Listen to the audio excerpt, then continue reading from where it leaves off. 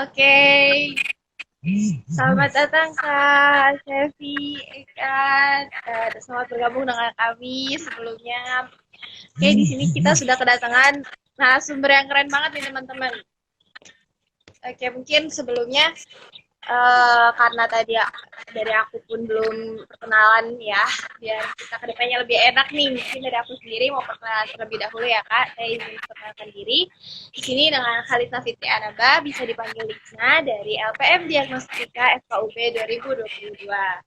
Oke, mungkin selanjutnya biar para audiens dan juga penonton juga lebih enak gitu kan ngobrol ke depannya, bisa bincang santai namun membahas hal yang krusial ya, lumayan ini.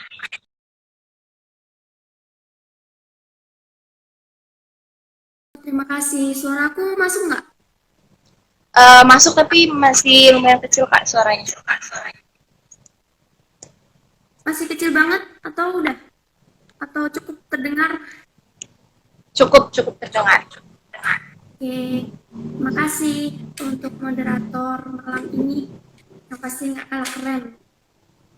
Iya Kak. Baik, eh, perkenalkan nama saya Zafia Kanina. Saya aktivitas saya bekerja. Ini maaf kalau masih di tempat kerja, jadi nanti mungkin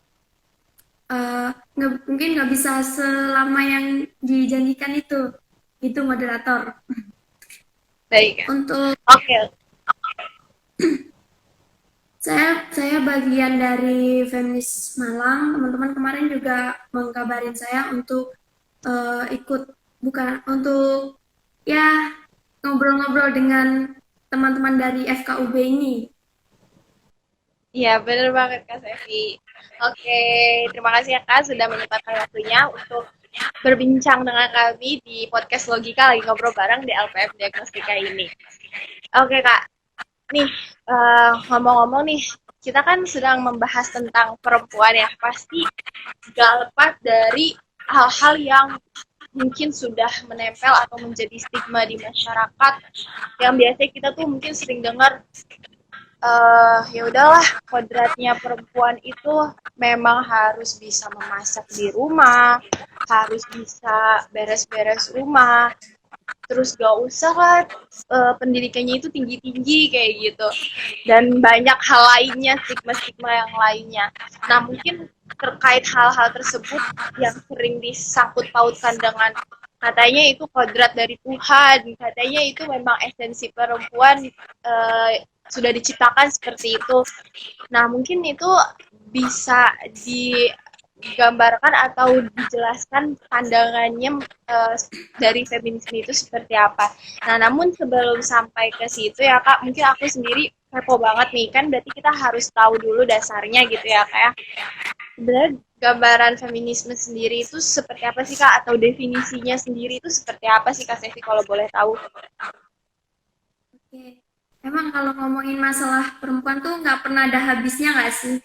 Iya, benar Jadi banget Kak. pembahasan terkait perempuan tuh sangat sangat seksi sekali untuk dibicarakan gitu. Bukan hanya di lingkup kita saja, dimanapun itu. Nah, kalau menyoal masalah perempuan, benar kalau katanya moderator tadi aku panggilnya apa ini? Moderatornya Lisna tadi aja Kak. Lisna. siapa? Oke, Lisna. benar katanya Lisna tadi kalau membahas masalah perempuan tuh nggak pernah lepas dari kodrat yang kodrat yang terus melekat. Kalau perempuan kodratnya melahirkan, menyusui, menstruasi, tapi masih sering kali disalahartikan bahwasanya kodrat itu membatasi perempuan gitu. Bahwasanya masih sering kali disangkut pautkan dengan peran perempuan yang perannya hanya di dapur, kasur, sumur. Sedangkan pada hari ini itu kita udah jumpai gitu perempuan-perempuan yang sangat luar biasa. Nah, mungkin kita bisa kembali kembali ke belakang. Gimana perempuan hari ini kenapa bisa sampai seperti ini, nggak kalah hebat gitu kan. Nah, jadi disinggung juga terkait feminisme. Nah, mesti disangkut pautin dengan feminisme. Tapi kita kalau di Indonesia ini kalau kita membahas masalah feminisme tuh kesannya kayak negatif gitu konotasinya, Iya. kayak perempuan-perempuan yang nggak mau diatur, pokoknya udah pokok punya apa ya, pokok susah lah untuk diatur gitu, nggak punya aturan atau apalah. Padahal kalau kita mau belajar lagi terkait feminisme, terkait teori-teori feminisme, kita mau pelajari, itu sebenarnya nggak ada hal-hal seperti itu gitu. Apalagi yang kayak mitos-mitos feminis itu kaum-kaum pembenci laki-laki, feminis itu apa ya, harus tinggilah derajatnya daripada laki-laki gitu kan. Atau feminisme itu kaum-kaum yang melawan kodrat gitu. Nah, feminisme juga akhir-akhir ini disangkut pautin dengan udah kalau ikut paham feminisme tuh nggak bakal mau punya anak, nggak bakal mau disuruh-suruh. Nah, coba kita kembali kita audit feminisme itu sebenarnya apa sih itu? Nah, feminisme itu sebenarnya ini secara simpelnya itu ya, feminisme itu serangkaian gerakan sosial gitu. Gerakan sosial, gerakan sosial, gerakan politik, bahkan ideologi yang memiliki tujuan yang sama. Nah, tujuannya itu apa? Untuk mencapai kesetaraan dan keadilan. Nah, kesetaraan di sini itu bukan hanya antara laki-laki dan perempuan, tapi untuk semua gender. Jadi tujuan utamanya itu seperti itu, udah cukup di situ gitu. Nah, kemudian apa sih yang mendasari adanya feminisme ini apa? Pasti teman-teman sudah pasti kalau membahas feminisme itu pasti udah ada musuhnya yaitu si patriarki ini. Nah, patriarki di sini tuh kayak semacam budaya, sebuah sistem budaya gitu kan, budaya patriarki, sistem patriarki. Nah, budaya itu tuh sebenarnya sudah ada sejak dulu, tapi bagaimana bisa kita kalau hal itu sudah ada dari dulu, tapi kita tidak mempunyai kesadaran untuk keluar dari hal itu. Sampai kapanpun kita akan terus berada dalam lingkaran patriarki itu. Yang mungkin meskipun sampai hari ini pun kita masih belum bisa bebas dari belenggu itu gitu. Tapi pergerakan perempuan hari ini itu sangat progresif dan saya rasa sudah perempuan-perempuan hari itu sadar akan lingkaran patriarki itu, di mana patriarki itu yang bukan hanya merugikan perempuan sebenarnya, laki-laki pun turut dirugikan oleh sistem itu gitu.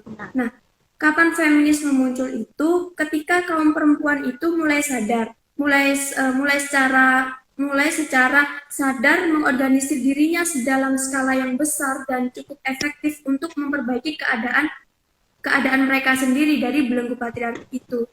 Kalau kita menyoal masalah feminis itu mesti dikait-kaitkan dengan feminis itu loh dari barat gitu. Itu bukan ideologis yang ada di Indonesia sekali gitu.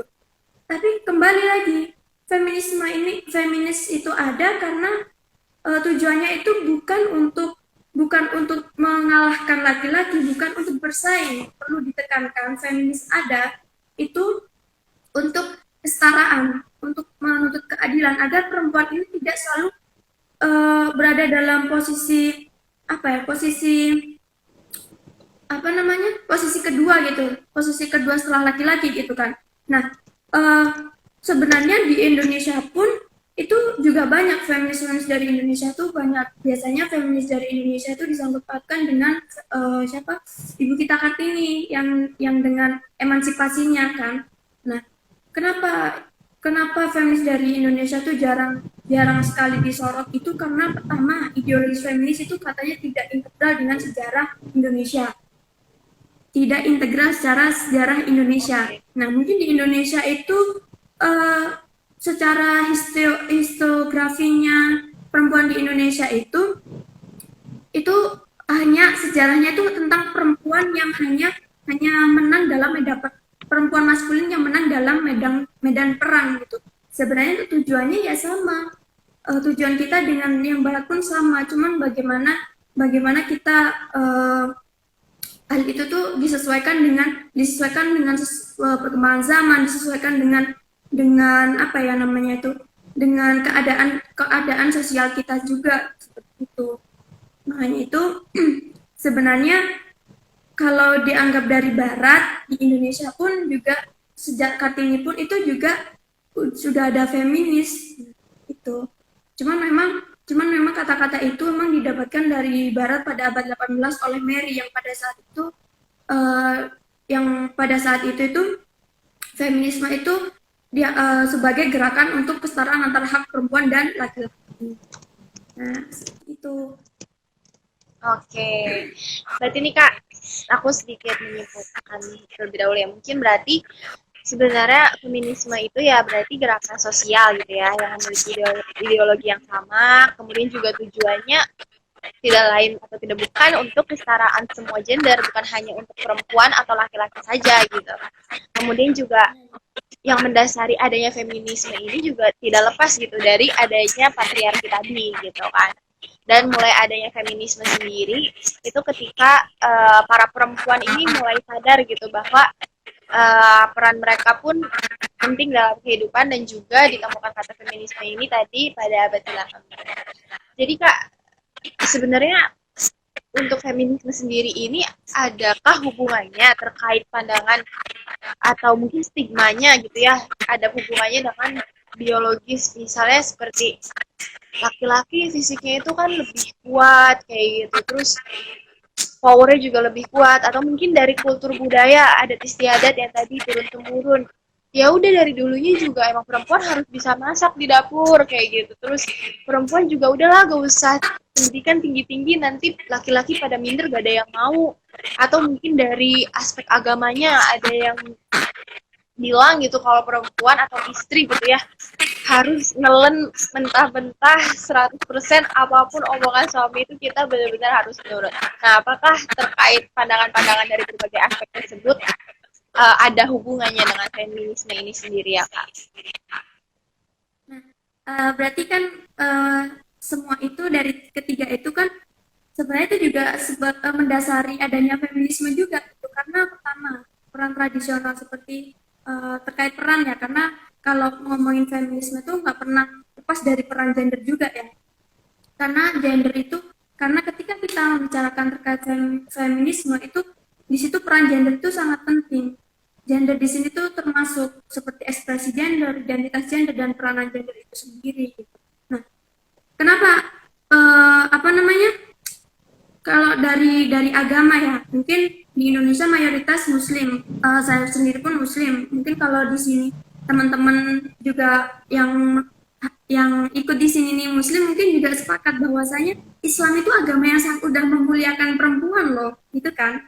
Bahkan bahkan bukan dari Islam saja, kita manusia diciptakan di dunia ini, mungkin kalau dalam Islam itu tertera pada surat An-Nisa. Nah, kita itu diciptakan tuh sama dari nas yang sama oleh Allah gitu kan. Nggak ada yang membedakan. Di mata Allah itu yang membedakan antara perempuan dan laki-laki itu hanya ketakwaannya. Mungkin kalau di ajaran lain ya sama, bagaimana yang membedakan itu hanya bagaimana dia mendekati Tuhannya, caranya berbuat baik untuk mendekati Tuhannya. Lalu kenapa manusia ini yang jadi mengkotak-kotakkan gitu? Ya ini mereka ini siapa gitu kan. Iya Nah, benar. bahkan kita aja dilahirkan ini dari nas yang sama, dan kita diturunkan di dunia ini juga kita diturunkan di dunia ini memiliki tugas yang sama, yaitu menjadi khalifah di muka bumi. Kita perwakilan untuk menjaga di bumi ini gitu kan. Nah, kalau kita mengkotak-kotakan seperti itu, apa kita nggak bisa merusak tatanan bumi gitu? Tuhan aja nggak seperti itu gitu kan. Nah, yang bikin, tapi ada beberapa memang kalau dalam Islam tuh seringkali kita jumpai hadis-hadis yang misogini, hadis-hadis yang ya lebih ke menyudutkan perempuan. Itu sebenarnya bukan dari Al-Qur'annya, bukan, tapi kadang itu penyebab utama adanya patriarki itu dari dulu itu karena bias penafsiran para penafsir ini yang memang kadang sangat memojokkan perempuan. Terus dan banyak juga penafsir-penafsir itu penafsir laki-laki kan yang sering kita jumpai, banyaknya itu penafsir laki-laki, sedangkan ada loh penafsir perempuan, cuman jarang sekali disorot. Seperti istrinya Gus Dur, Ibu Sinta Nuria itu kan juga dia itu seorang penafsir gitu kan, tapi nyatanya sampai hari ini tuh jarang tersorot gitu. Nah, akhirnya karena adanya apa namanya, akhirnya hadis-hadis yang ditafsirkan secara misogini itu sudah terlalu berkembang di masyarakat, akhirnya menimbulkan stereotip negatif pada perempuan yang akhirnya itu juga bisa mempengaruhi sejumlah kebijakan dalam pemerintah. Nah, makanya kenapa itu sampai hari ini pun kadang peraturan-peraturan di pemerintah kita itu juga misogini. Seharusnya di sini peran pemerintah itu juga sangat dibutuhkan untuk menselaraskan itu untuk adanya kesetaraan keadilan gender bahkan dalam lingkup lingkup publik, lingkup politik, ekonomi, sosial itu sangat-sangat dibutuhkan peran pemerintah di situ gitu kan. Nah, terus juga secara biologis kan, memang ini dari FKW kedokteran atau gimana? Ya dari kedokteran ya. Iya Kak, dari Fakultas Kedokteran. Nah, kadang ada yang bahkan saya tuh pernah temuin itu kayak gini. Ada kata-kata, ada ya mereka yang misogini. Misogini itu kan membenci perempuan ya. Dan bukan hanya laki-laki saja, bahkan perempuan pun bisa menjadi misogini. Bahkan perempuan pun bisa melakukan budaya patriarki ini. Bahkan ada yang pernah saya lihat postingan yang itu postingan dari orang-orang anti feminis itu, dia tuh masih seperti ini. Uh, Bahkan kalau misal perempuan ini sudah diberi kodrat mampu melahirkan, menyusui, menstruasi. Nah, bagaimana kalau nggak bisa melahirkan? Berarti kodratnya sebagai perempuan nggak sempurna dong. Nggak bisa seperti itulah. Namanya kodrat itu kan sesuatu yang sudah digariskan oleh Tuhan dan nggak bisa ditukar-tukar kan ya. Beda lagi kalau perannya. Peran tuh baik laki-laki dan perempuan tuh bisa melakukan.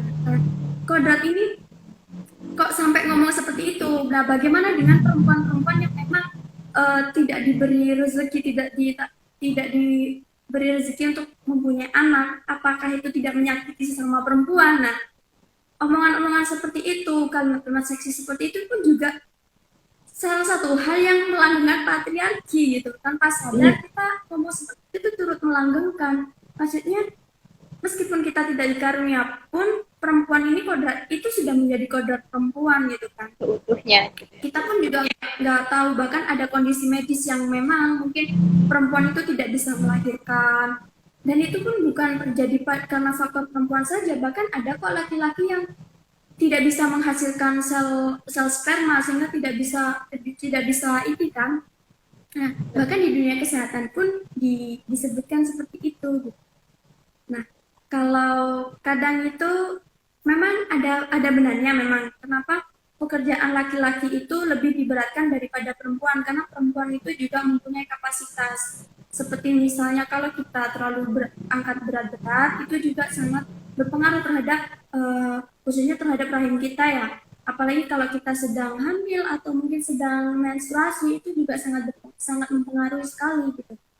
Nah, itu kenapa perempuan tidak disarankan untuk melakukan pekerjaan yang berat-berat. Nah, maksudnya di sini itu perempuan ini kita boleh menuntut untuk kesetaraan, tapi kita jangan sampai menuntut itu melebihi kodrat yang telah digariskan Tuhan pada kita sebagai perempuan itu. Nah, kan tadi di awal juga saya jelaskan bahwasanya kita di sini bukan untuk berkompetisi, tapi kita di sini untuk saling jalan bersama, saling memahami sebagai partner. Tapi itu seringkali dianggap kayak makanya dianggap seperti laki-laki itu. Mohon maaf Kak, mungkin suaranya masih kurang besar ya Kak? Oh, masih kurang, udah besar nggak? Atau kurang? Mungkin dari teman-teman apa udah kedengaran? Kedengeran nggak? Atau jangan-jangan dari tadi ngomong nggak masuk nih? Tadi masuk Kak, masuk.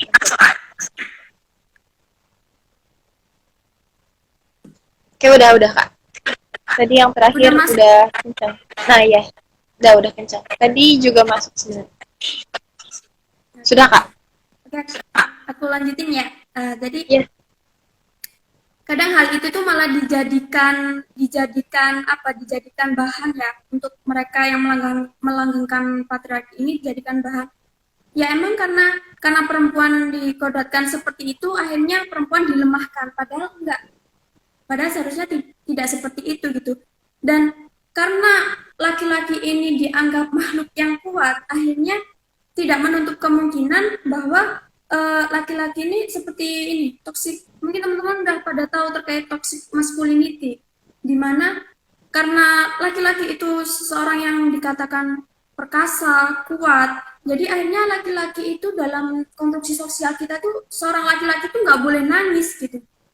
Oh iya benar. Nggak boleh feminis, terus seorang laki-laki itu harus, iya pokok harus maco, harus jantan. Padahal tiap pribadi, tiap individu itu sedih itu hal yang lumrah gitu. Sedih itu untuk mengekspresikan dalam segala hal. Bahkan kita senang pun bisa aja nangis atau bahkan tiap manusia itu perlu untuk Manusia. mengekspresikan hal itu gitu kan. Nah, jadi sudah jelas bahwa korban dari konstruksi sosial kita itu hari ini itu juga merugikan laki-laki. Terus misal seperti ini juga, ketika kita menikah nih, mungkin kalau di Jawa ya, makanya di Jawa mungkin terkait pernikahan itu khususnya waktu mahar, masalah mahar. Nah, masa kadang kan laki-laki akhirnya diberatkan, lebih kayak kamu itu calon pemimpin, ya, kamu itu calon imam, jadi kan harus memberikan mahar yang banyak gitu. Apalagi beberapa suku yang maharnya luar biasa itu sampai miliar-miliar itu ada kan suku yang sampai miliar-miliar itu maharnya. Nah, di situ juga laki-laki itu di sini juga diberatkan oleh hal itu. Gitu. Nah, seharusnya untuk saat ini bahkan di daerah mana ya di Jogja sepertinya itu sudah ada aliansi laki-laki baru. Maksudnya aliansi laki baru ini laki-laki yang memang dia turut mengawal isu-isu gender, turut mengawal terkait ya turut mengawal feminisme ini. Gitu. Jadi hal-hal itu sekarang bukan lagi hal yang tabu ketika laki-laki itu sudah mulai mensupport perempuan dalam ranah sosial, politik, ekonomi itu sudah lumrah gitu. Bukan jadi hal yang tabu lagi itu. Oke. Oke Kak, berarti kalau dari yang kita tangkap gitu ya, jadi untuk dari aspek biologis sendiri mungkin memang benar untuk perempuan itu memang ada batasannya, namun terkadang salahnya itu sering salah artikan atau disalahgunakan gitu ya. Kemudian juga untuk budaya atau kultur mungkin tadi seperti konstruksi sosial saat ini seperti masculinity apa tadi itu Kak? Toxic masculinity. Toxicity maskulin ya itu kan sebenarnya juga merugikan seorang laki-laki ya. Tadi salah satu contohnya misalnya seorang laki-laki atau bahkan dari kecil, dari anak-anak masih kecil, anak perempuan itu sebenarnya wajar untuk menangis, tapi kalau anak laki-laki itu diajarkan kamu jangan nangis, kamu laki-laki harus kuat, mau bagaimanapun keadaannya nggak boleh nangis, seakan-akan tidak manusiawi gitu ya kayak. Kemudian untuk agama sendiri, jadi aspek agama mungkin karena ada beberapa dalil yang memang uh, oknum-oknum tertentu belum menelaah lebih dalam atau mungkin hanya melihat dari beberapa sumber dalil saja, tidak melihat dari tafsiran lainnya, seperti itu. Jadi seringkali disalahgunakan atau disalahartikan untuk merendahkan atau menjatuhkan perempuan sendiri, seperti itu Kak. Nah, berarti kan tadi dari latar belakang lahirnya feminisme itu karena uh, mulainya mulainya kesadaran para perempuan itu muncul ya Kak. Nah, kalau untuk di zaman sekarang nih Kak, di saat ini gitu ya, dimana informasi sudah mudah diakses, kemudian juga kita bisa melihat berita-berita secara cepat di berbagai platform sosial media, dan juga mungkin sekarang orang lebih awareness dengan feminisme gitu. Nah, menurut kakak urgensi feminisme dalam kehidupan saat ini itu bagaimana sih Kak, atau seperti apa? Apakah berubah menjadi lebih apa ya, tidak se-urgent dulu gitu atau bagaimana gitu Kak? Nah, urgensi feminisme hari ini di Indonesia itu pandangan feminisme di setiap era itu selalu berbeda kan. Tadi saya sampaikan bahwa tergantung dengan era dan kondisi kondisi zaman pada saat itu gitu kan. Nah, kalau kita melihat hari ini di Indonesia, feminis itu ada itu bukan, maksudnya feminis tetap ada itu hari ini kita mensoroti bahwa banyak hal yang masih terjadi di Indonesia, bukan hanya terkait ketidaksetaraan gender, bahkan maksudnya dalam lingkup pekerjaan saja itu tidak itu saja gitu. Relasi kuasa masih di mana-mana, terus akhirnya kekerasan seksual, lalu masih banyak lagi KDRT, kekerasan pelecehan seksual. itu masih menjadi hal yang urgent di Indonesia gitu.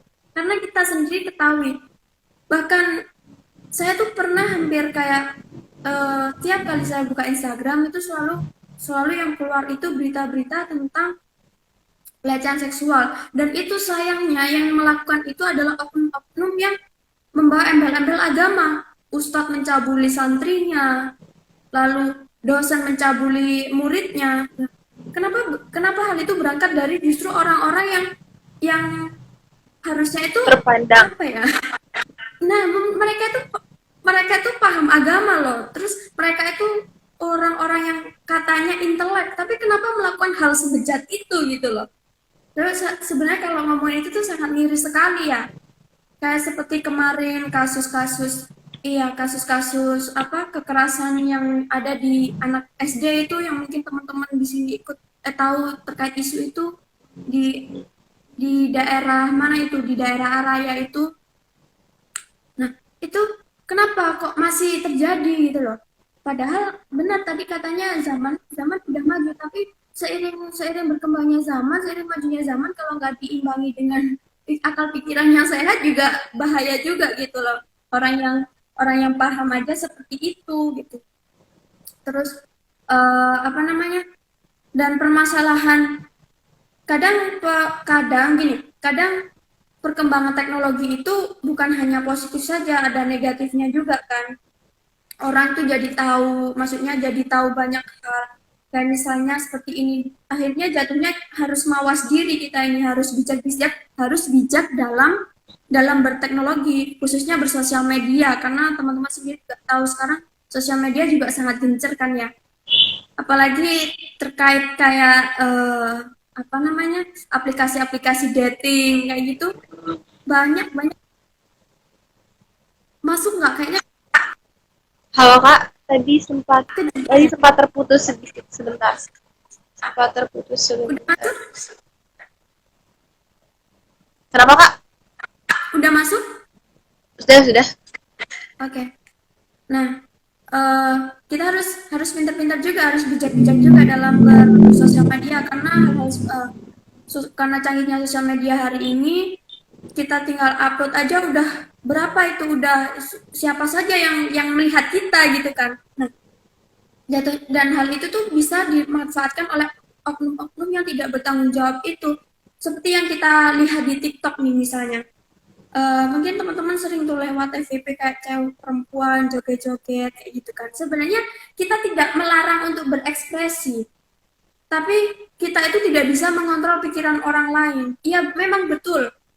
eh, Kalau ada korban perkosaan tuh jangan disalahkan pakaiannya, karena pakaian tertutup pun tidak menutup kemungkinan untuk diperkosa. Contohnya santri yang tertutup seperti itu aja masih bisa dicabuli kan ya. Nah, Iya.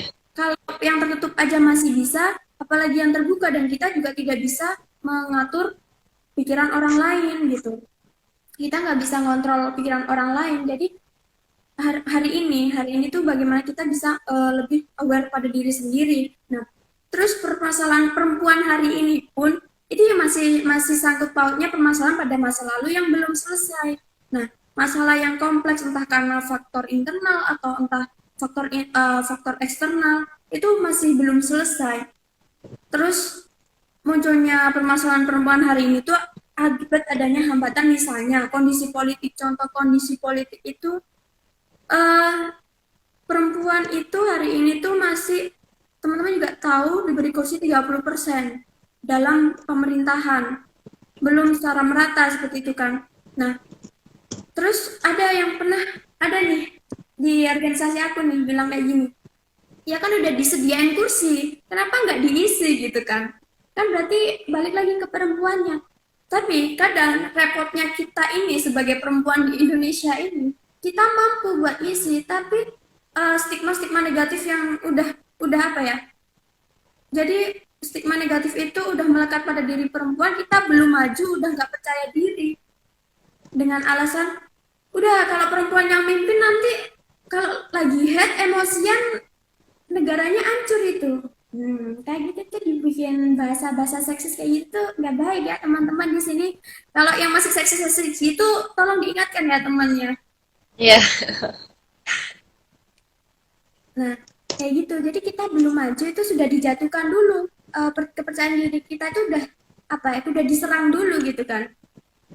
Terus kondisi sosial ekonomi misalnya, kemiskinan juga, angka kemiskinan di Indonesia juga masih banyak ya. Bahkan tingkat pendidikan pun juga masih rendah. Mungkin memang sekarang sudah banyak memang perempuan-perempuan yang sekolah, perempuan-perempuan hebat, itu sudah banyak.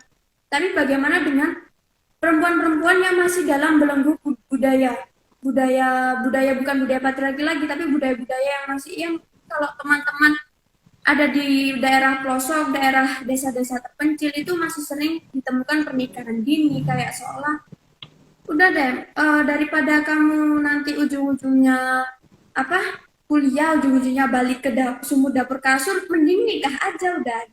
Itu masih sering terjadi teman-teman. Bahkan jangankan pelosok, di daerah saya sendiri, saya kan kebetulan saya kelahirannya Jombang ya. Nah, yang katanya kota santri, yang kemarin juga banyak kasus pencabulan itu, jujur saya malu sebagai orang Jombang gitu.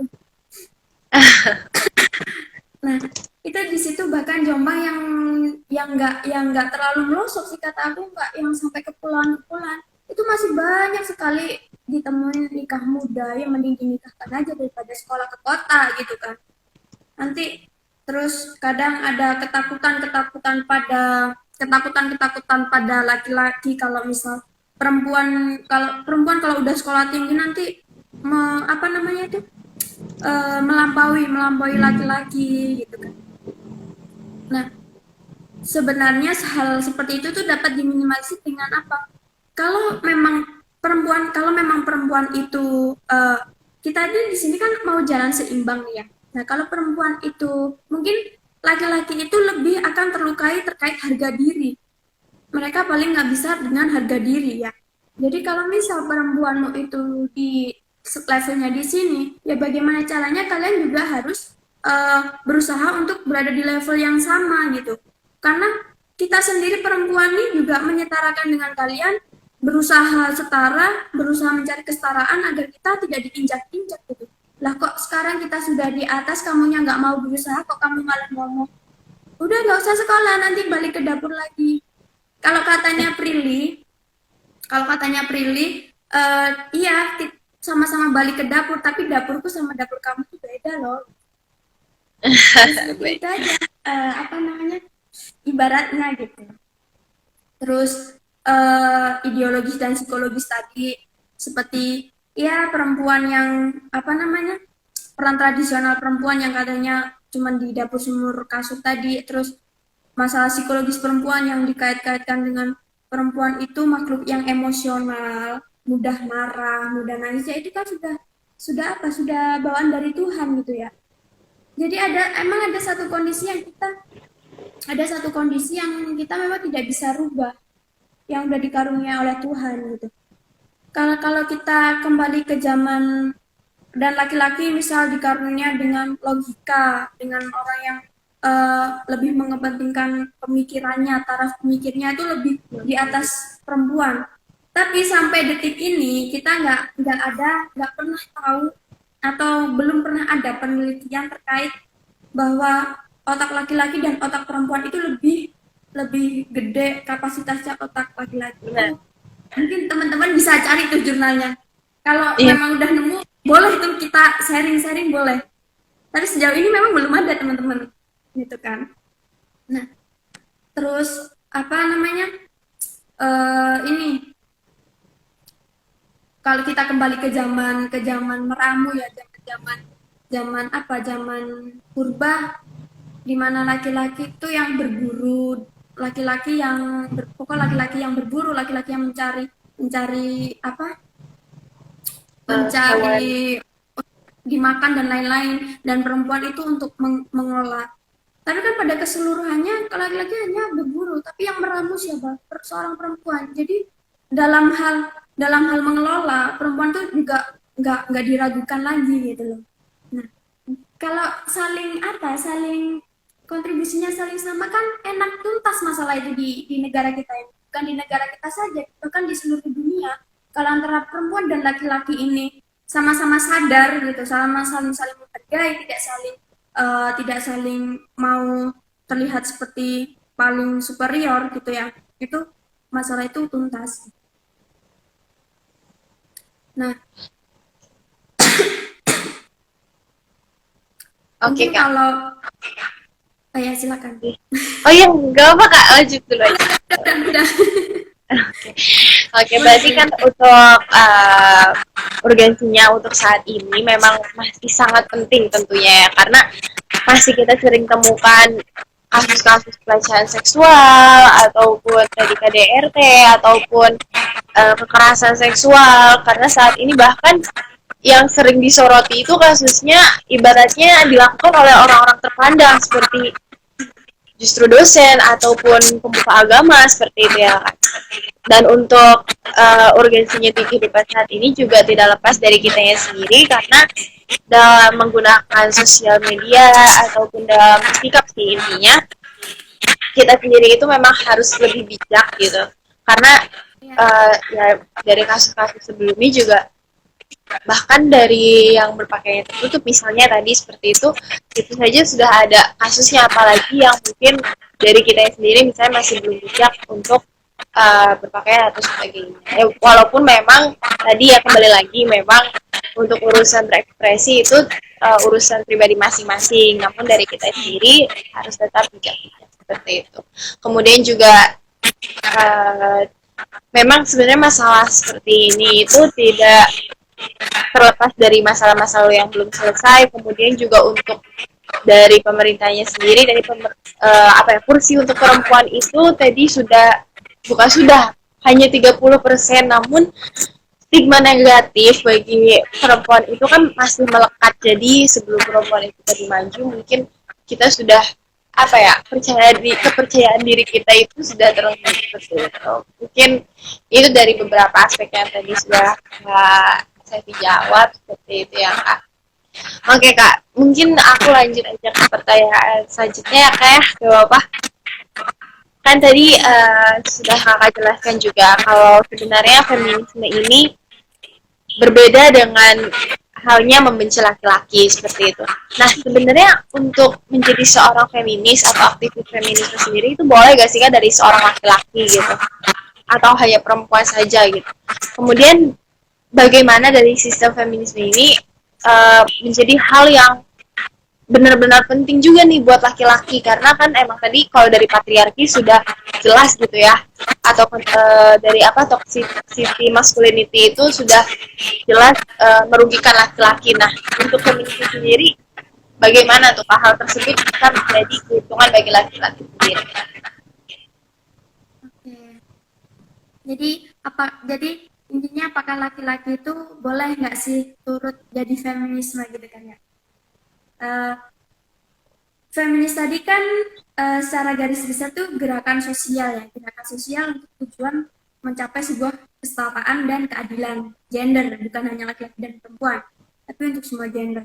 Nah, terus apakah laki-laki boleh? Iya tentu sangat boleh gitu. Bahkan kita ini untuk misal di apa ya namanya? Namanya kampanye hari ini seperti peringatan IWD, tiap kali peringatan IWD, kita sudah banyak kok menjumpai laki-laki yang turut andil mensuarakan suara-suara perempuan tuh udah banyak.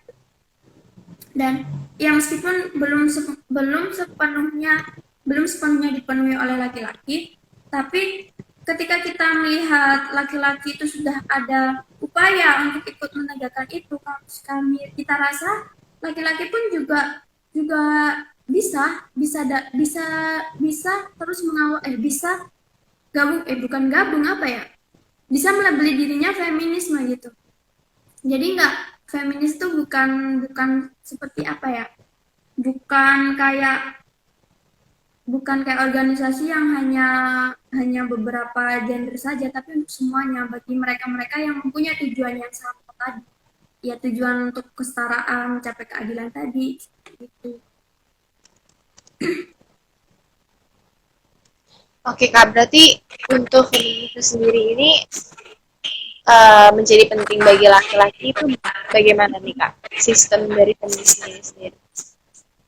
Kenapa hal tersebut Ya, menjadi penting gitu bagi laki-laki? boleh diulangi nggak? Tadi keputus-putus. Oh ya, Nah, kan tadi berarti untuk feminisme sendiri itu untuk menjadi aktivis atau menjadi seorang feminis itu boleh, sangat boleh gitu ya untuk turut andil karena udah banyak juga, tapi ya walaupun belum sepenuhnya gitu, belum banyak, maksudnya belum sepenuhnya dari laki-laki. Nah, jadi untuk dari sistem feminisme sendiri menjadi suatu hal yang penting bagi laki-laki itu bagaimana sih Kak? Mungkin bisa dijelasin oleh Kak Sevi. Oke. Karena feminis ada itu karena tadi patriarki, dan kalau diibaratkan patriarki itu garis vertikal, ujungnya pasti dominasi laki-laki. Jadi ada yang mengatakan bahwa patriarki itu bisa diselesaikan oleh laki-laki itu sendiri. Ada jurnal yang mengatakan seperti itu. Karena Patriarki memang yang bisa mendominasi diselesaikan. patriarki sistem patriarki itu bisa diselesaikan oleh laki-laki itu sendiri, karena ketika kita melihat garis vertikal ke atas, itu diibaratkan nih patriarki di sistem ini garis vertikal, di atas itu pasti laki-laki, karena artinya patriarki sendiri kan sistem yang didominasi oleh laki-laki. Bagaimana peran laki-laki yang turut andil dalam feminisme itu, bagaimana gitu kan? Kadang ini yang mungkin bisa kita lakukan dalam kehidupan sehari-hari, ya ini ada sangkutnya dengan ucapan seksisme gitu. Nah, kadang ada yang, bahkan aku tuh pernah sering bahkan kayak uh, dalam organisasi itu, padahal laki-laki ini paham betul terkait perempuan, tuh paham betul kalau ngomong perempuan itu luar biasa sekali, tapi pada prakteknya itu masih banyak sekali ya ujaran seksis, kayak misalnya kayak gini, coba kalau ngopi itu dibawa teman-teman perempuannya yang lain, kan enak tuh buat apa namanya, buat kita cuci mata seperti itu, kayak perempuan ini bukan objek loh gitu, kita bukan barang loh, kenapa selalu diobjektifikasi ya, selalu saya bilang gitu. Nah, dengan cara apa, kita tepis saja seksisme, kata-kata seksisme seperti itu kita tepis, dan sebagai laki-laki, sebagai laki-laki pun kalau merasa masih seperti itu, atau di tongkrongan kalian masih menganggap bahwa perempuan ini sosok sebuah objek, segera dihentikan, segera, apa susahnya kita saling menegur. Atau kalau kalian menegur, kalau misal dibilang banci lu atau apalah, atau kayak kok tiba-tiba jadi apa, jadi karena konteks sosial kita ya, laki-laki yang membela nanti dibilang banci dan lain-lain, nggak masalah, karena tujuan kita kembali lagi, tujuan kita apa, untuk mencapai kesetaraan itu tadi gitu. Nah, terus juga dalam yang mirisnya, jujur mirisnya hari ini itu masih banyak ya laki-laki yang bilang untuk pro feminis, tapi pada nyatanya mereka masih melanggengkan hal itu gitu. Itu yang sangat disayangkan, sangat sayang sekali. Dan bukan hanya laki-laki saja, bahkan perempuan pun tadi juga saya katakan, dia bisa saja sangat benci dengan feminis, terus sangat benci dengan perempuan-perempuan yang melanggengkan patriarki, dengan apa ya, kayak sesama perempuan tapi dia saling mengujar kebencian, kayak gitu. Sebenarnya kayak gitu-gitu tuh bisa, dengan kita minimalisir hal itu, kita ubah kebiasaan-kebiasaan itu, kita bisa mulai kikis patriarki bukan di daerah kita, maksudnya di lingkup kita. Nah, kalau dari hal yang kecil aja kita bisa punya dampak yang positif, berarti kita akan lebih bisa lagi punya dampak dampak yang lebih baik untuk porsi yang lebih besar. Nah, seperti itu. Jadi kesadaran laki-laki tadi itu yang memang sangat dibutuhkan, seperti itu. Oke, Kak. Ya, Oke, semoga berarti ya, Kak. ya, semoga teman-teman yang bergabung di sini di sini tuh bukan kita mau memojokkan laki-laki, karena perempuan pun sendiri juga masih terus ikut mendukung patriarki ini juga kadang-kadang. Jadi harapannya teman-teman di sini, setelah kita bincang-bincang di sini, teman-teman, oh ya, kalau itu seksis ya, apalagi kalau kayak kita suka sweet-sweet di jalanan kayak gitu tuh, apa sih, buat apa, esensinya tuh lo nggak ada, kamu sweet-sweet kayak gitu, goda-godain gitu, buat apa. Terus syukur-syukur kalau di sini ada yang jadi asdos atau mungkin ada dosen yang bergabung. Semoga tidak ada lagi relasi kuasa di kampus-kampus di Malang ini gitu, yang Amin, nanti amin. mengarah ke kekerasan seksual dan lain-lain. Benar banget Kak. Oke, berarti memang sebenarnya tadi kan laki-laki itu sangat boleh untuk turut andil gitu ya, karena emang udah banyak juga, walaupun memang belum sepenuhnya gitu ya untuk menjadi seorang feminisme itu. Nah, kemudian dari kita sendiri mungkin bisa dimulai dari hal kecil untuk kita sendiri gitu, untuk masing-masing individu dari kita ini yang nonton juga bisa mulai dari diri kita sendiri, misalnya dari tongkrongan atau dari circle pertemanan kita, misalnya sudah ada yang menjurus ke arah sikap seksis ataupun perkataan yang tadi seperti kakaknya yang tidak ada esensinya seperti itu, kita boleh menegur dan juga belajar gitu untuk mulai peduli kembali dan mungkin nanti bisa berkontribusi ke hal yang lebih besar. Sebelum hal yang lebih besar pastinya harus ya dari hal yang kecil dulu kan. Oke Kak, kan seperti yang tadi sudah Kakak jelaskan juga gitu ya, bahwa feminisme ini dan kesetaraan gender itu ibaratnya berjalan bersamaan, atau bahkan memang salah satu tujuannya memang untuk kesetaraan semua gender, tidak hanya laki-laki dan perempuan saja. Dan juga feminisme sendiri dari yang tadi saya tangkap juga gitu ya Kak, tidak menuntut sesuatu yang lebih spesial atau sesuatu yang lebih diistimewakan dari laki-laki, perempuan harus superior, bukan seperti itu, tapi kita uh, apa tadi itu ingin menyetarakan level atau peran kita dalam kehidupan sehari-hari seperti itu. Kemudian juga untuk uh, untuk patriarki sendiri memang ternyata tidak lepas gitu dari karena kan patriarki itu tadi memang menuntut dominasi laki-laki dari berbagai bidang aspek kehidupan gitu ya, kayak tadi telah kakak sebutkan gitu, telah kakak jelaskan, dan memang tidak terlepas sebagai faktor dari munculnya feminisme itu sendiri seperti itu. Nah, sebenarnya cara kita untuk melawan patriarki itu selain tadi menegur ataupun ya misalnya menegur dari hal yang terkecil, itu mungkin ada saran dari Kak Sevi itu bagaimana untuk kita sebagai perempuan gitu Kak. Oke. Kalau saran-saran dari aku, semakin kesini tuh semakin, apalagi kita udah disahkan kan ya, tuh bukan RU lagi, undang-undang TPKS-nya kan udah disahkan. Mohon Nah, maaf Kak, suaranya tidak terdengar dari saya. oke, oke. Eh, Saran aku, selain dari hal-hal seperti itu, kita kita nih di sini, teman-teman di sini kan sebagai mahasiswa yang katanya agent of change kan, Ya. sumber perubahan gitu. Bahkan di tempat kerja pun juga relasi kuasa tuh sangat sangat apa ya, sangat sangat tinggi sekali gitu. Pelecehan-pelecehan di tempat kerja pun juga juga sangat banyak. Itu yang ketahuan tuh masih nggak seberapa dibanding yang nggak ketahuan gitu kan. Nah, melalui apa, untuk pendekatan dan gini, ketidaksetaraan itu kan tidak hanya terjadi pada kita aja nih, bahkan bisa terjadi pada anak-anak. Bahkan untuk contohnya aja, kalau misal kita sorotin ke kasus kekerasan atau pelecehan, anak SD pun bisa kena, siapapun bisa kena kan. Dengan cara apa? Kita bisa melalui edukasi. Nah, karena kita di sini sebagai, saya menempatkan diri sebagai mahasiswa, misal saya menempatkan sebagai mahasiswa yang agen perubahan itu, harusnya kita bisa membawa dampak yang lebih baik untuk sekitar kita. Ilmu-ilmu yang kita dapat ini mari kita terapkan di sekitar kita. Dan saya sangat support sekali komunitas-komunitas yang sekarang banyak sekali, komunitas-komunitas feminisme itu banyak sekali kita jumpai. Di Malang tuh juga sangat banyak gitu. Dan dengan misi yang sama pastinya.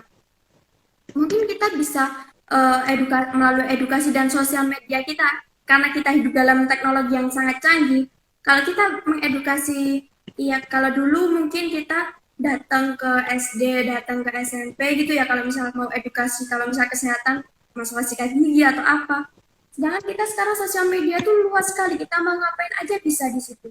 Kita bisa manfaatkan hal itu. Kita mungkin bisa bikin konten-konten yang itu mengarah ke gimana sih seharusnya perempuan dan laki-laki berjalan bersamaan dalam segala lingkup gitu. Itu seperti apa? Itu kita bisa lakukan di situ.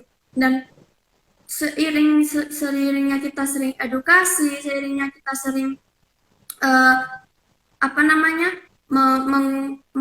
mengeksplor hal-hal seperti itu nanti pasti saya yakin pasti lama kelamaan itu akan membawa perubahan gitu. Karena itu sendiri juga sudah saya rasakan. Nah, terus untuk teman-teman yang saya sangat sarankan untuk teman-teman nih baiknya itu mengikuti organisasi. Karena apa, di organisasi itu kita tuh bisa kita bisa asah skill kita bisa banyak relasi dan memanfaatkan waktu-waktu kita untuk hal-hal yang bermanfaat gitu. Kalau kita melakukan hal untuk yang nggak bermanfaat itu jadinya kayak misal cuman joget-joget aja nggak jelas, terus ngopi-ngopi nggak jelas gitu kan, terus nanti belum lagi pasti ada berkelanjutan lah. Kita juga tahu lah gimana anak-anak zaman sekarang ya aku termasuk zaman sekarang sih. Seolah udah tua banget. Gak apa kak. Lebih melakukan hal-hal itu hari-hari itu bisa lah diisi dengan hal-hal yang bermanfaat gitu loh. Terus di organisasi pun selain kita apa namanya mengasah skill kita juga bisa mengasah bagaimana kita seharusnya berpikir, bagaimana kita mengasah pola pikir kita. Terus public speaking kita bisa latih di situ. Dan manfaatnya memang nggak akan terlihat sekarang, tapi ketika kalian bekerja, manfaat itu akan kalian rasakan gitu. Apalagi sertifikat organisasi itu juga sangat berpengaruh loh di dunia kerja itu. Apalagi skill kita berbicara, skill kita bagaimana mengatasi suatu masalah, memahami suatu masalah itu sangat penting. Langkahnya bukan mungkin lagi, tapi kita bisa melalui edukasi itu. Mungkin seperti itu. Oke. Berarti ini banyak banget nih tips-tips yang tadi sudah Kak Sevi jabarkan bagaimana cara kita sebagai perempuan untuk melawan patriarki ini gitu kan. Apalagi di sini mungkin mayoritas yang nonton juga dari mahasiswa sebagai agent of change. Tentunya kita cara yang termudahnya yaitu melakukan edukasi, baik menggunakan platform sosial media kan sudah sangat mudah ya untuk kita akses juga, kemudian juga kita bisa mengikuti komunitas yang misalnya memang tujuannya itu untuk kesetaraan gender seperti itu, kemudian juga kita bisa dari pergerakan tersebut pasti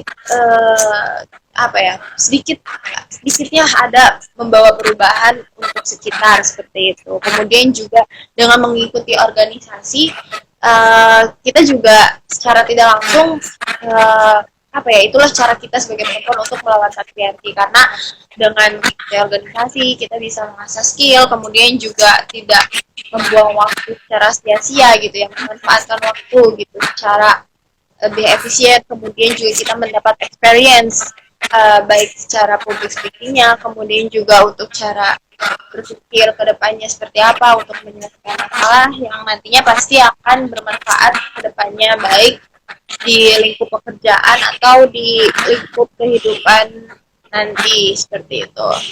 Oke Kak, kemudian nih mungkin ini pertanyaan terakhir dari aku ya Kak. Sebenarnya kan tadi karena feminisme sendiri juga berkembang mengikuti perkembangan waktu, zaman, kemudian juga mengikuti perkembangan manusia itu sendiri dan juga memegang unsur yang sesuai pastinya mengikuti konteks yang ada di masyarakat di mana perempuan sendiri berpijak seperti itu. Nah, bagaimana sih menurut Kak Sevi sendiri nih wajah atau bentuk dari feminisme sendiri di Indonesia untuk saat ini seperti itu?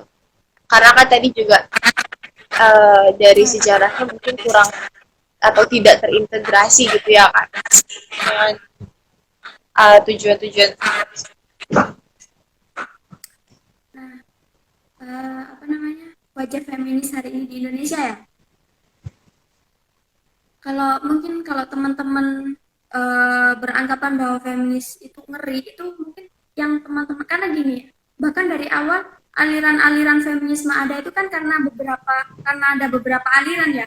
Nah, mungkin kalau teman-teman hari ini melihat feminisme di Indonesia itu sangat sangat ngeri sekali. Itu mungkin yang teman-teman lihat tuh feminis feminis radikal, feminis liberal yang mana padahal kita ini hidup di Indonesia tuh jangan sampai kita sekuler memisahkan antara urusan urusan duniawi dan urusan urusan akhirat gitu kan.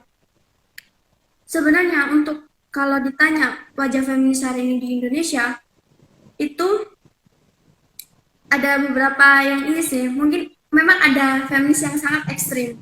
Tapi kembali lagi teman-teman ini mau mau berjuang di jalan yang mana nih gitu kan. Karena hari ini itu kayak seolah-olah uh, feminis hari ini itu seperti ini aku perempuan aku nggak mau diatur gitu loh, jadi aku harus bebas berekspresi dan lain-lain. Akhirnya jatuhnya itu bukan lagi kembali ke misi awal adanya feminisme, jatuhnya seolah malah makanya teman-teman banyak yang bilang feminisme itu radikal sekali gitu. Padahal kita bisa kalau kita mungkin teman-teman di sini ya yang muslim, coba teman-teman lihat di itu. Teman-teman bisa aku saranin ini buku ya, mendekati Tuhan dengan kapasitas kualitas feminim. Itu di situ dibahas banget terkait bagaimana kita untuk menjadi feminis yang tidak sekuler, feminis yang masih sesuai dengan aturan agama Islam, aturan agama masih berpegang teguh dengan agama gitu kan. Kalau kalau seperti gerakan mengkampanyekan ini pendapat saya kalau terkait yang sekarang seperti perempuan itu bukan pabrik reproduksi, tubuh perempuan itu tidak bisa diatur oleh siapapun, lalu apa namanya, perempuan itu ini sebentar itu loh kayak intinya perempuan kayak nggak mau diatur gitu kan. Nah itu sebenarnya hal-hal seperti itu nggak perlu dikampanyekan gitu. Kalau memang kan di kesehatan teman-teman FKB ini paham juga kan pasti kayak orientasi seksual orang kan berbeda-beda. Mungkin ada yang LGBT dan lain-lain itu kan. Nah itu memang pilihan mereka. Kita juga harus tetap menghargai. Tapi hal-hal seperti itu saya rasa nggak perlu dikampanyekan, nggak perlu yang seolah mengajak ayo LGBT aja gitu. Itu sangat tidak ini ya, sangat bukan hal yang terpuji juga, padahal kita utamanya itu hanya ini bukan kesadaran kesetaraan antara hak antara laki-laki dan perempuan saja. Kenapa sampai merambat seperti itu gitu. Baik Kak, oke. Berarti memang untuk atau bentuk wajah dari feminisme sendiri untuk saat ini di Indonesia mungkin ada beberapa yang memandangnya itu memang cukup negatif, mungkin dikarenakan dari faktor tadi yang beberapa memang ada gerakan yang cukup ekstrim yang seakan-akan mengkampanyekan terkait LGBT atau semacamnya karena tadi sudah beberapa tidak kembali ke tujuan atau misi awalnya untuk menyerahkan gender antara laki-laki ataupun perempuan seperti itu. Kemudian juga mungkin saya izin untuk sedikit menyimpulkan dari perbincangan kita ya kayak dari awal hingga sekarang. Jadi untuk feminisme ini itu gerakan atau gerakan sosial yang memiliki ideologi yang sama untuk kesetaraan bagi semua gender, tidak hanya laki-laki ataupun perempuan seperti itu. Kemudian adanya sendiri itu sejak awal abad ke-18 dan juga untuk feminisme ini tidak menuntut perempuan itu harus lebih spesial atau superior dari laki-laki, tidak, namun kita menuntut yaitu peran ataupun mendapatkan hak yang sama dengan laki-laki gitu, di level yang sama dengan laki-laki, tidak menjadi second position atau posisi kedua di bawah laki-laki seperti itu. Mungkin itu saja yang akan dapat aku simpulkan dari perbincangan yang luar biasa banget. Hari ini aku mendapat banyak insight baru dari Kak Sevi. Terima kasih banyak sebelumnya Kak Sevi. Mungkin sebelum kita tutup, ada closing statement terlebih dahulu dari Kak Sevi untuk kita semua yang ada di sini di live ini. Untuk closing statementnya, ketika perempuan dan laki-laki itu saling menghargai, ketika perempuan dan laki-laki itu saling menghargai dan tidak saling menjatuhkan dan saling berjalan bersamaan, maka semua ketidaksetaraan bukan hanya perempuan dan laki-laki saja, tapi kepada semua manusia, kepada semua makhluk Tuhan. Itu perkara ketidaksetaraan itu akan tuntas, bukan hanya di Indonesia saja, tapi untuk di dunia ini. Seluruh dunia. Okay. Baik. Ya, intinya tadi keren banget Kak. Closing berarti kita sebagai laki-laki atau perempuan jika saling mengetahui gitu ya, kontribusi satu sama lain dan saling menghargai, pasti lebih selaras gitu untuk kehidupan sehari-harinya gitu. Oke Kak Sevi, terima kasih banyak sebelumnya sudah menyempatkan diri untuk bergabung dengan kami untuk membicarakan terkait feminisme dalam memperingati Hari Kartini tahun 2022 ini. Mungkin sekian ya Kak dari kami, kurang lebihnya mohon dimaafkan. Terima kasih banyak Kak Sevi, pokoknya terima kasih banyak telah bergabung dengan kami dan juga telah memberikan banyak pengetahuan dan juga insight baru. Ya, terima kasih juga untuk LPM Diagnostik ya, udah Kak mengundang teman-teman dari Feminis Malang untuk kita bincang-bincang hari ini. Mohon maaf kalau ya masih ada kurang atau salah kata dalam ngomong. Nanti mungkin di lain waktu kita bisa bertemu, bisa bincang-bincang lagi gitu. Iya, siap. Juga terima kasih. Iya, terima kasih Kak Sevi. Oke, teman-teman. Mungkin udah sampai di sini podcast Logika. Lagi ngobrol bareng di LPM Diagnostika ini. Kita akhiri sampai di sini. Sampai jumpa di kesempatan dan podcast Logika selanjutnya, teman-teman. See you di next podcast. Bye. Live ya. Iya Kak. Terima kasih banyak Kak.